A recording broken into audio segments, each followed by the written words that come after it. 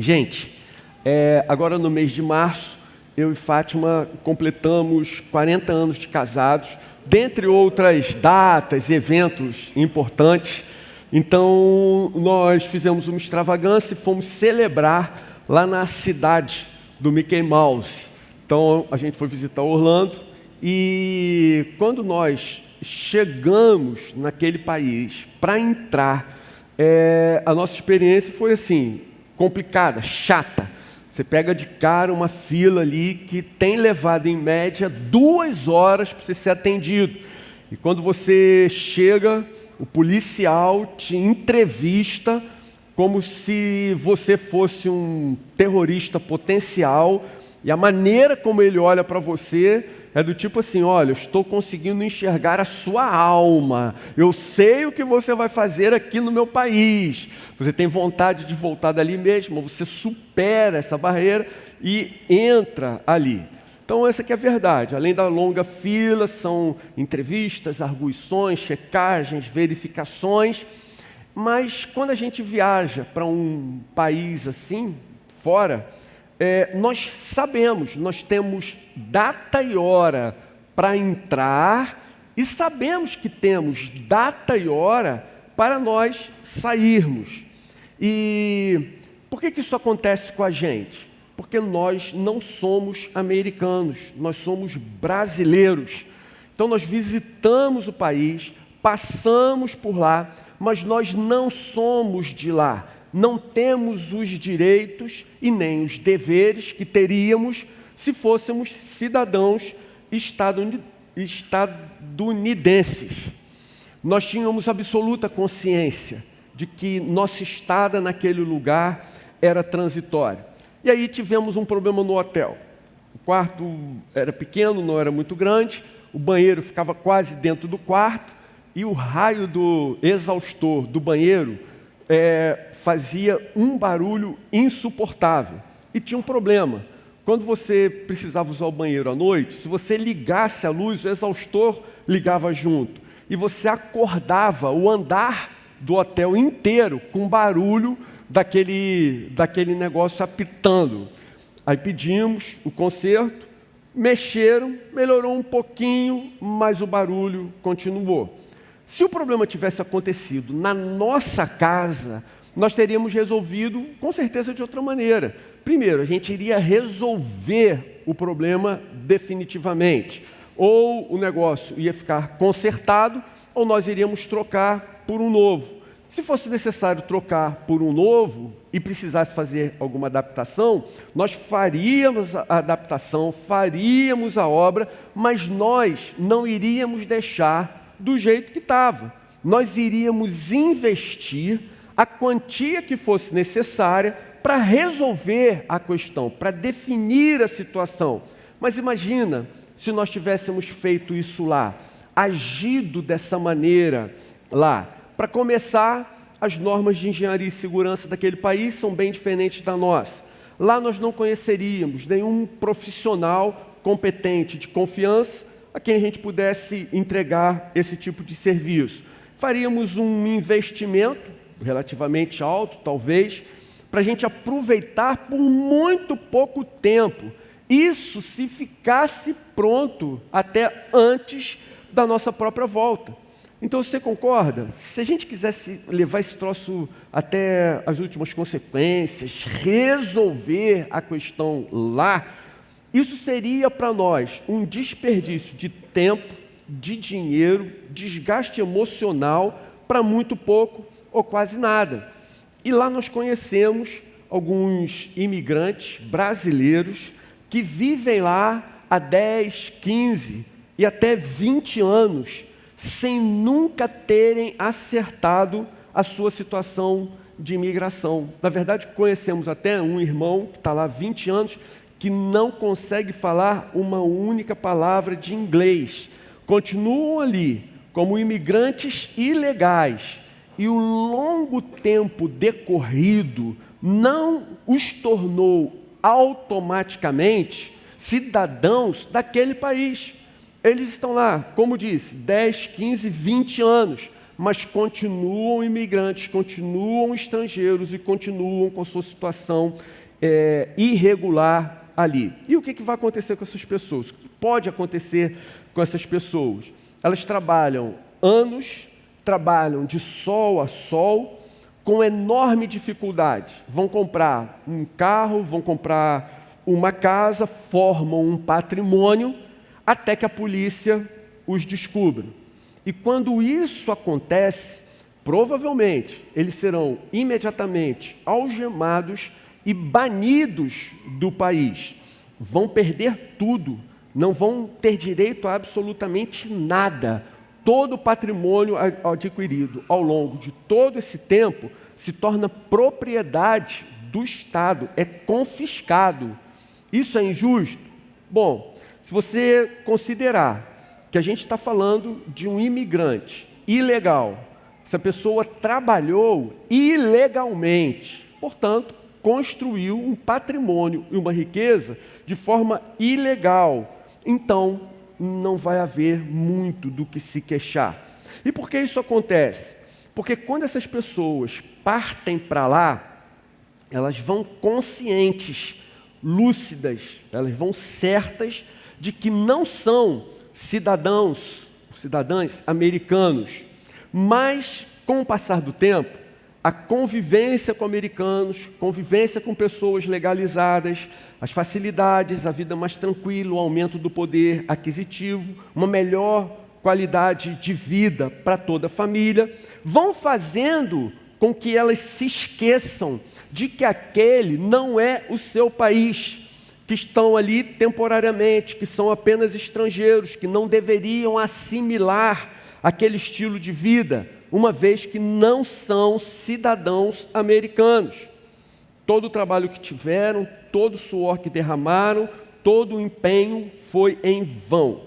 Mas observem o seguinte, a perda que esses sofrem não é porque eles são estrangeiros, mas é pelo fato de, sendo estrangeiros, quererem viver como se fossem cidadãos de um país que não é o país deles. Agora, outros agem de uma maneira mais correta. Enquanto eles trabalham, produzem e esperam a regularização da sua situação, eles não formam um patrimônio lá. Eles enviam os seus recursos para a sua pátria, para a sua casa, e aqui sim, de maneira legal, de maneira correta, eles vão juntando um patrimônio. Eles enviam o esforço do seu trabalho para a sua pátria de origem. Dito isso, eu queria ler com vocês Hebreus capítulo 11, a partir do versículo 11. Hebreus 11, de 11 a 16.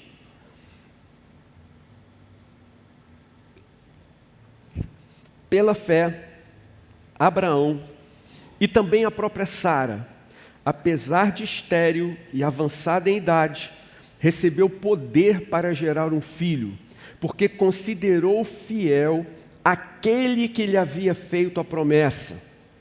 Assim, daquele homem, já sem vitalidade, originaram-se descendentes tão numerosos como as estrelas do céu e tão incontáveis como a areia da praia do mar.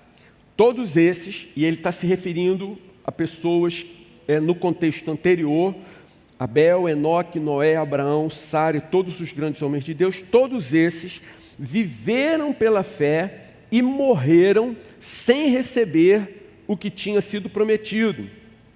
Viram-no de longe e de longe o saudaram, reconhecendo que eram estrangeiros e peregrinos na terra. Os que assim falam mostram que estão buscando uma pátria. Se estivessem pensando naquela de onde saíram, teriam oportunidade de voltar. Em vez disso, esperavam eles uma pátria melhor, isto é, a pátria celestial. Por essa razão, Deus não se envergonha de ser chamado o Deus deles e lhes preparou uma cidade. Irmãos, Abraão reconhecia que era estrangeiro e peregrino. Seu coração desejava ter uma pátria, mas o que ele sabia era que nenhum daqueles lugares por onde ele andava, por onde ele caminhava, por onde ele passava, não era a sua pátria definitiva. E o texto diz que ele queria uma pátria superior.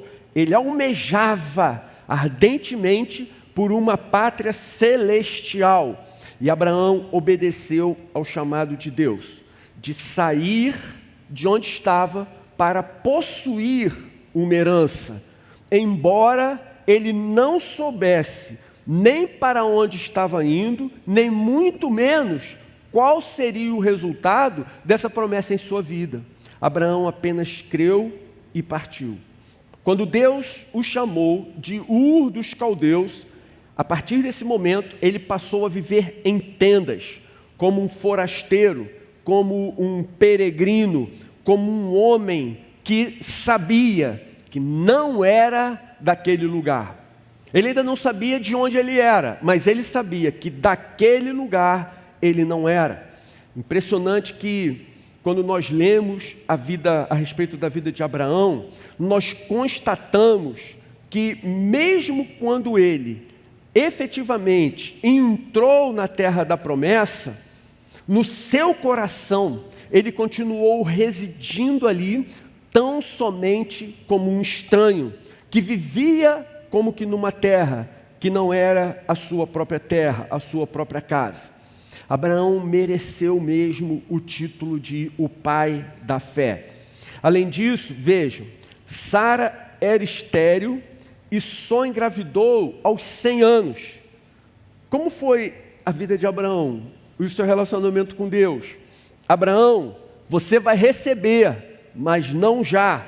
Abraão, você será pai, mas não agora. Abraão, você herdará a terra, mas não imediatamente. Abraão, muitas coisas vão acontecer na sua vida, mas não será nesse momento. E assim, o adiamento do cumprimento das promessas na vida de Abraão o ensinou a olhar para o futuro com confiança e com esperança. Abraão aprendeu a amar e a desejar algo que vai muito além da sua própria morte, que vai muito além da sua experiência terrena.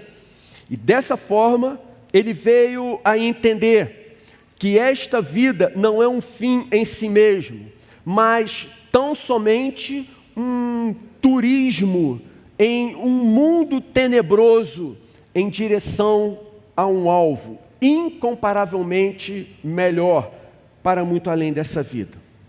O apóstolo Pedro reforça essa ideia dizendo, 1 de Pedro, capítulo 2, versículo 11, amados, insisto em que, como estrangeiros e peregrinos no mundo, vocês se abstenham dos desejos carnais que guerreiam contra a alma. Pedro afirma diretamente, nós somos estrangeiros e peregrinos neste mundo.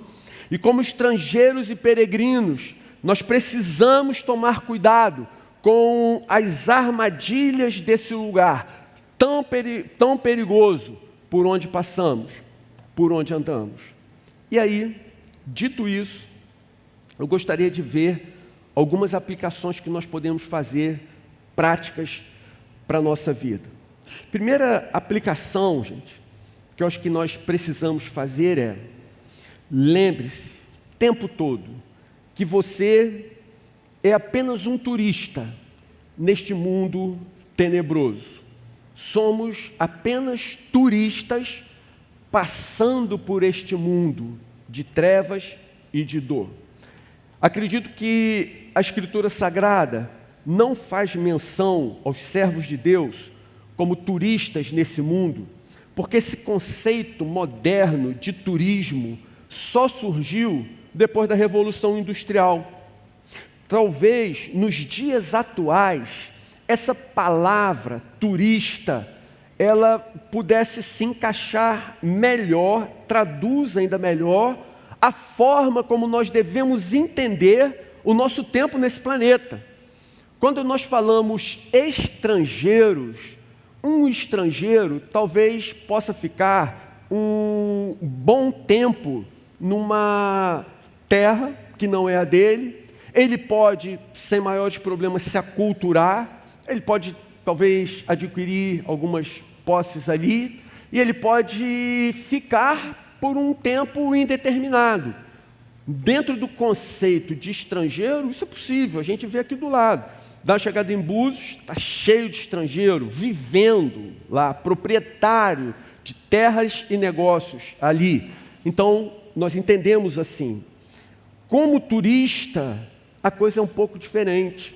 Os tempos são mais determinados, enxutos, curtos, apertados. Nós tivemos data e hora para entrarmos nesse planeta. E nós já temos data e hora definidos para nós partirmos daqui.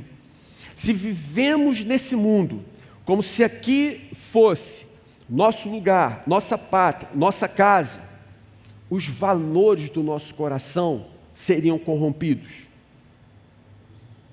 Vamos concentrar nossos investimentos nesse mundo. Nós seremos obrigados a viver de acordo com seu padrão, seu estilo de vida. E se fizéssemos desse mundo a nossa pátria, quando chegasse a hora de voltarmos para casa, nós teríamos sérios problemas, como o imigrante ilegal que foi deportado. Nós vamos constatar que todos os investimentos que fizemos aqui, todo o patrimônio que construímos nesse mundo, ele ficará perdido de forma irrecuperável. Se o mundo é minha pátria, minha casa, meu lugar, então meu coração tende a ser dominado pela incerteza, pela falta de esperança, pela falta de coragem para enfrentar a vida. Mas, se por outro lado, temos essa consciência de que não somos daqui, estamos de passagem, sabemos para onde vamos, então, assim, de fato, não importa as circunstâncias que nos rodeiam, nós sabemos que aqui tudo é temporário, aqui tudo vai passar, e vai passar muito rapidamente. Se eu entendo que aqui não é a minha pátria, eu consigo usar os meus recursos de maneira sábia, prudente. Não vou investir num lugar que não é meu por direito. Assim, irmãos, fica fácil nós entendermos e praticarmos o que Jesus ensinou. Mateus 6, 19 e 20 diz: não acumulem para vocês tesouros na terra, onde a traça e a ferrugem destroem, e onde os ladrões arrombam e furtam, mas acumulem para vocês tesouros nos céus, onde a traça e a ferrugem não destroem, e onde os ladrões não arrombam nem furtam. Fica fácil da gente entender. Você pode dizer amém? Amém. Charles Spurgeon orava: ó Deus, grave a eternidade nos meus olhos. Grave a eternidade nos meus olhos. Irmãos, a ideia é o seguinte: é como se Charles Spurgeon pedisse para Deus lhe dar óculos, que tivesse uma propriedade especial, que todas as vezes que ele usasse os óculos, ele veria as pessoas, ele veria as coisas, ele veria a vida transcorrendo diante dele, mas o tempo todo ele veria sob o prisma da eternidade. O tempo todo ele se lembraria que estamos aqui de passagem. O tempo todo ele se lembraria que o tempo nessa terra é curto, ele logo vai acabar. A maneira como nós viveríamos, ela seria completamente diferente. Então essa é a primeira aplicação. Jamais se esqueça, por um instante sequer, que Todos nós somos apenas turistas neste mundo tenebroso. Você quer fazer investimentos duradouros? Você quer aproveitar os recursos, o suor do seu rosto, seu labor, para você investir em coisas boas, valores permanentes? Invista no reino de Deus. Transfira o seu tesouro para os céus. De lá, de fato, você jamais o perderá. Segunda aplicação: não se deixe influenciar pelos costumes desse lugar transitório. Não se deixe influenciar pelos costumes desse lugar transitório. Vou contar uma experiência para vocês. Aliás, em novembro, a gente está fechando um grupo da igreja para visitar Jerusalém. Numa ida da gente lá, na penúltima vez que a gente foi lá, a visita, esses passeios em Jerusalém são assim, irmãos. A cidade, se você olha o mapa, ela é pequena. Mas quando você começa a andar por aquela cidade, se você lembra que você tomou café às 8 horas da manhã, já caminhou uns 15 quilômetros, quando dá meio-dia, a barriga já grudou nas costas, você está desesperado. E numa situação assim, já devia ser meio-dia e pouco, a gente passa num lugar onde um cheiro mágico de churrasco dominava a rua. Hoje nessa cidade antiga, Jerusalém, existe ainda um comércio parecido com o comércio da própria época de Jesus. A coisa não mudou muito. Então você vê assim, uma loja que vende joias e ouro. E aí do lado tem um cara com uma bandeja vendendo pão. Mas ele faz o troco, esconde o dinheiro do troco debaixo do próprio pão que ele vende. A mão vai em tudo que é lugar ao mesmo tempo. Então algo bem parecido, imagino, com o que acontecia na época de Jesus. E numa dessa vem aquele cheiro maravilhoso. E como brasileiro, fui lá e pedi para o cara. Tinham 3 tamanhos, eu pedi assim, vê o maior, eu estou morrendo de fome. E pedi para o cara, capricha aí. Aí o cara pediu, né? Já tinha uma garrafa PET, lá em Israel também tem isso, uma garrafa PET cortada. E ele falou, bota uma gorjeta aí. Pô, eu peguei $1 e botei, pá. Aí o cara caprichou. Meus irmãos, aquele sanduíche, ele devia pesar quase uns 5 quilos. Uns 5 quilos. É o que eu calculo, entendeu? Uns 5 quilos. Um sanduíche gigantesco. E aí eu comecei a comer. Que coisa maravilhosa. Que coisa encantadora. Que sanduíche maravilhoso. E aí eu fui comendo. E aí à medida que eu comi o sanduíche, era assim, o sanduíche está bom, o sanduíche foi bonzinho e tal. Aí daqui a pouco assim, Jesus, não aguento mais olhar para esse negócio, não aguento mais olhar. Tinha um irmão que foi com a esposa, o coitado do irmão caiu na cilada de armar lá, de fazer um acordo com a sua esposinha, e aquele era o momento dela escolher o que eles iam lanchar. Resolveram lanchar uma pizza desse tamanho, dividiu por 2. Conhecedor que eu era do irmão, eu perguntei, você se importa de me ajudar a terminar de comer esse sanduíche? Aí ele, óbvio que não, tudo que eu queria, né?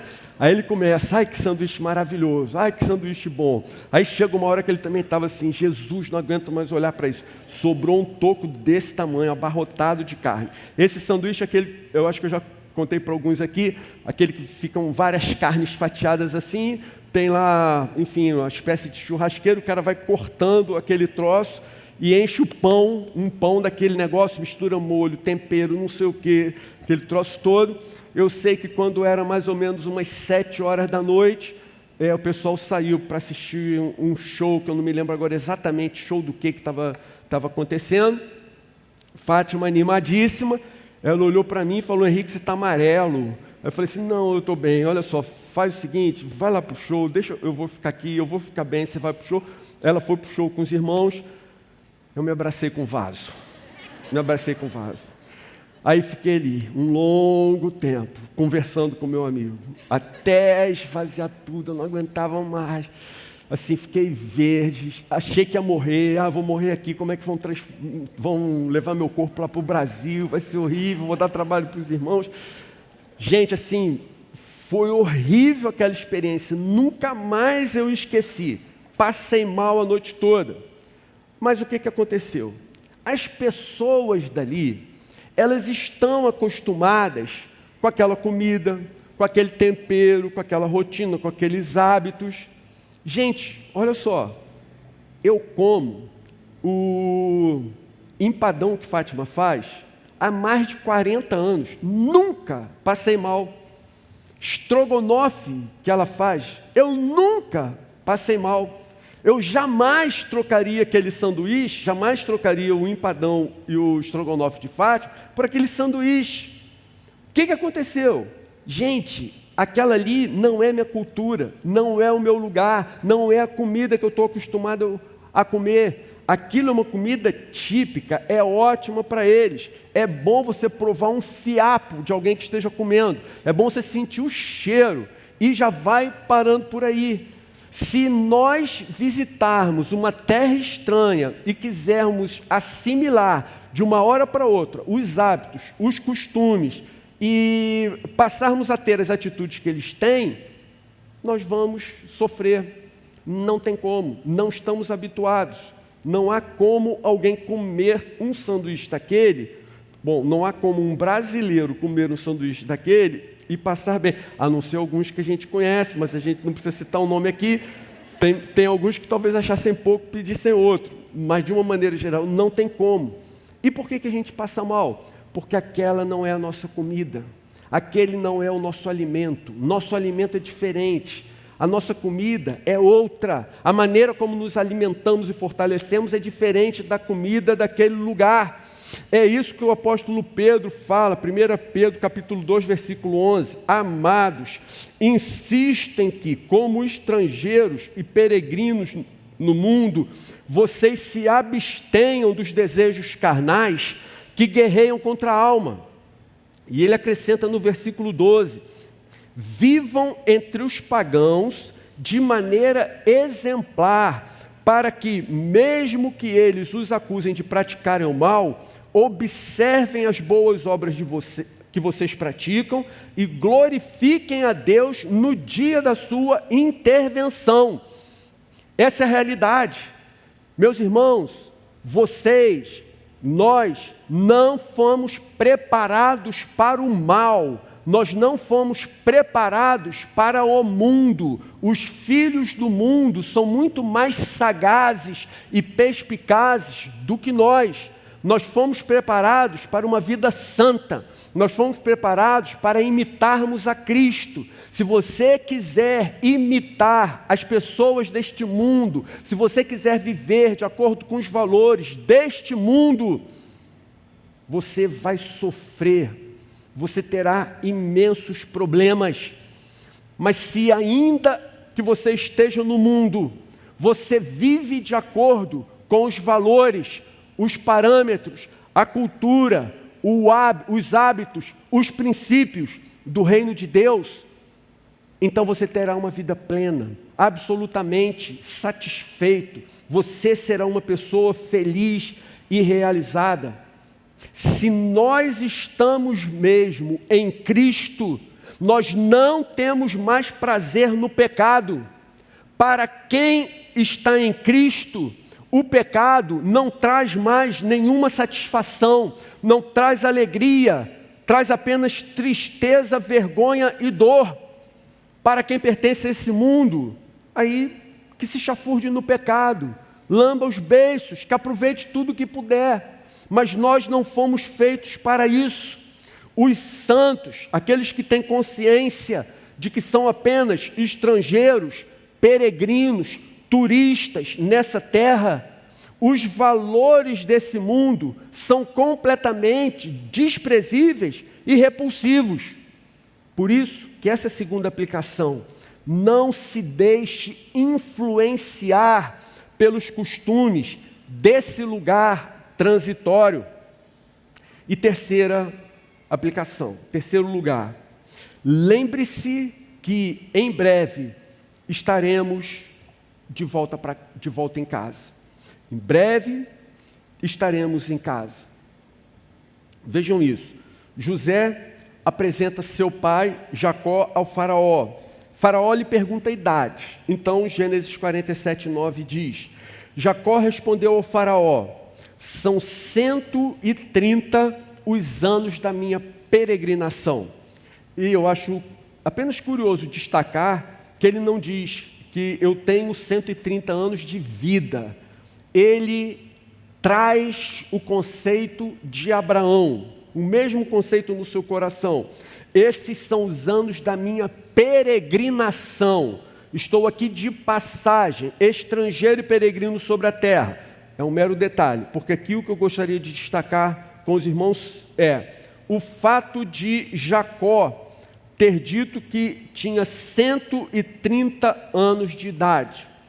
E aí eu perguntaria para você, 130 anos é um bom tempo para você viver? É um prazo de vida satisfatório? Você gostaria de viver 130 anos ou mais? Você gostaria de ter 200 anos, 300 anos?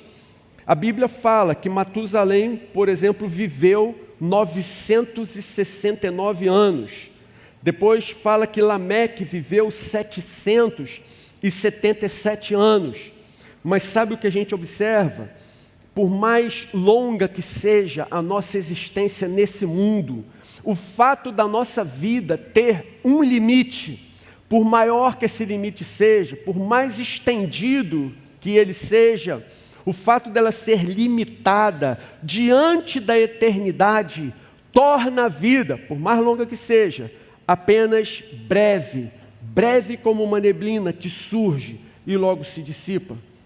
Matusalém passou, Lameque passou, Jacó passou, e as pessoas passam, porque o nosso tempo aqui é muito curto. Ele vem e logo ele acaba. Eu não sei, abrindo um parêntese aqui, eu não sei se você pensa como eu, mas numa viagem como essa que eu fiz, uma viagem de uma maneira geral, eu acho que nós temos dois momentos especiais que são muito agradáveis. O primeiro momento é quando você parte, e o segundo momento é quando você volta. O primeiro momento, quando você parte, quando nós saímos, ele é especial, porque a gente está cheio de ansiedade para nós experimentarmos coisas novas, passarmos por novas experiências, conhecermos outras pessoas, outras culturas, outros lugares. E isso é tudo muito fascinante mesmo. Podendo viajar, viaje, porque é muito bom, uma experiência muito boa. Mas chega um momento em que nós começamos a sentir muita saudade. A gente sente muita saudade dos amigos, dos queridos. A gente sente muita saudade da nossa casa. A gente sente muita saudade da nossa cama, do nosso lugar. E aí eu chegaria a dizer que a alegria de voltar para casa, eu acho que talvez supera em muito a alegria da partida. É muito bom voltar.